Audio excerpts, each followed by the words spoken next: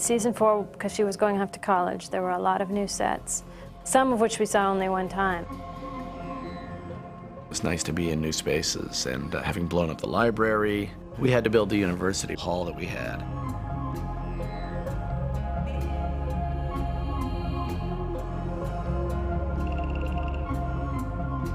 With these great sets, really kind of easy to get into your part. You know, if you're in a crypt, you're in a crypt, you know? Kerry Myers, the production designer, is just phenomenal. He has the ability of using sets over and over and redesigning them and making them look like something else, like the secret laboratory.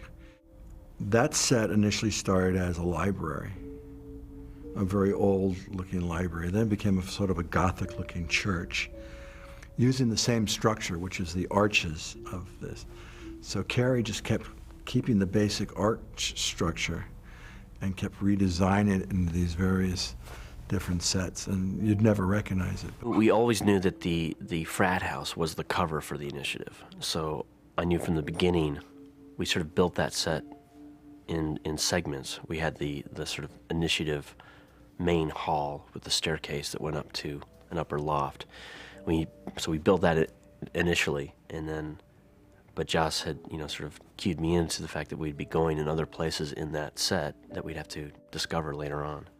So as the season progressed, we sort of just added on little back hallways, which led to the secret mirror that you'd open up and then go into the elevator that takes you all the way down into the initiative. And then there's other sets that carried on throughout the season, all the hallways and stuff, some of which we did on stage. And we created an infinite length of cells in a shot with actually just 2 mirrors. We only had 5 cells, and we had very large mirrors on either end of it, so that it just reflected the hallway to infinity on both ends. The biggest and best set of all isn't really a set at all. It's the initiative, which was filmed at a place called Skunk Works, where they built stealth bombers. And it's not designed for movies. It's a huge government installation that's real and huge and important. So that's why it looks as realistic and enormous as it does. I wanted to get that overwhelming sense of the paranoia and the grandeur and the we have everything. Visually, sometimes we were able to pull it off. We got a few shots, like when they first go into the initiative, that are really epic.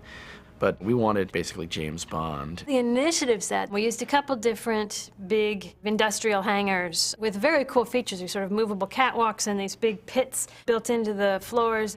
That we lined with Mylar plastic, just to sort of give it that space age, high-tech look. And also allowed us just to give that high-tech look to just one very specific spot in a very large set.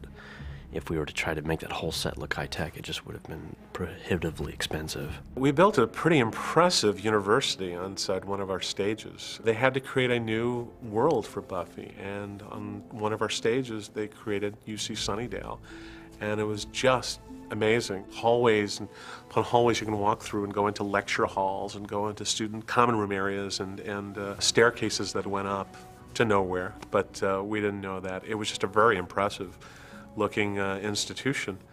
We also used, when the doors open from the university, it would actually be out in our parking lot. And what they do is they dress the wall, the only part of the wall of our building you could see, they dressed it like a university, you know, a hall or a dormitory or something. And we used a lot of our little studio space, our little compound here. Okay, so now we're walking into our set here on stage.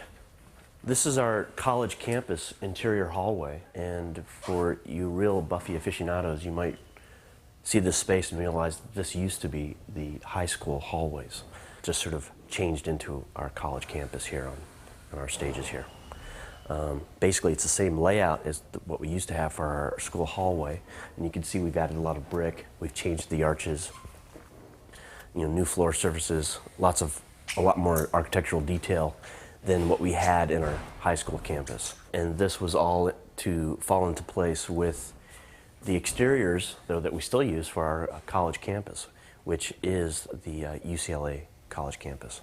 So all the details that you see in these hallways were taken from the UCLA campus. The college, I very much felt like we were at the university, and it had a real character to it. I think our college sets are amazing. The big lecture hall looks very cool. It was really beautifully designed. Carrie went to UCLA and took a ton of pictures and tried to match everything really beautifully to the exteriors that we shot. The brick is an actual skin, like a fiberglass skin that we buy out of catalogs. Some of it we fabricate. This is all like plaster with sand details in it to look like sandstone. These are just photocopies onto a piece of Celotex that we make look like a tile, and then we put a nice clear coat shellac over it to give it a shiny quality. But this is just like a scanned color Xerox image that was actually from the actual tile at UCLA.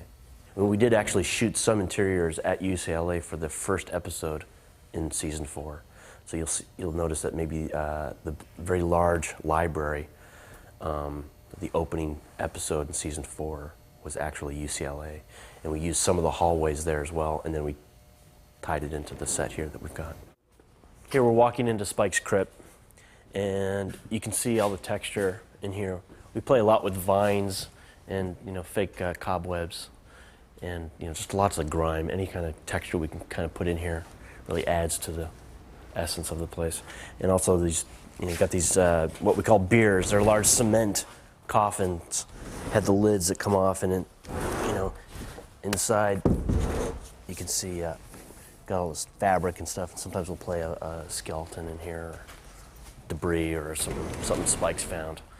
And right underneath you is a pit that plays. We've got a piece of wood covering it right now for safety, but there's a pit under here, and you go through a little hole and down into a whole other set, which is actually not down there, but it's just the entrance to it, which is Spike's lower chamber, the cave that's underneath Spike's crypt. Here we're just about to walk back into the Sunnydale street, and if you're looking in here, you've got the espresso pump with the blue awnings over there. So in a second we can go inside, but this was the first building that was built in the back lot. We built it as a little set that has a little interior, and we built a couple facades outside of it so we could be inside looking out and pretending like we were in a street that we would someday have, like we have now. But originally we just had this one little building with a little interior set that we would play little facades outside of to make it feel like we were in a street. And then we just slowly, each episode, would build a new facade until we had a whole street, until we eventually built the Sun Cinema, which is down at the end of their street, which really sort of framed our street and really brought it into a full 360-degree set.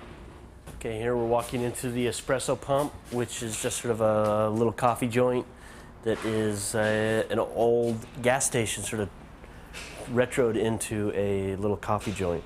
So here we kind of are playing off the automobile motif. You can see all these stools are made out of wheels off of cars, and all the lamps in here are hubcaps off of cars. And you've got to see many car parts as well. The decorator, David Conniff, pretty much goes and finds all this stuff. Pretty sure this was his idea to get the hubcaps and make these lights out of them. This set played heavily in the show Superstar with Buffy and Jonathan, where they sort of had this little scene going on in here. But if you keep the look consistent enough, then it all just, you've created a world that just is realistic, and you don't really have to go to a level of detail all the time.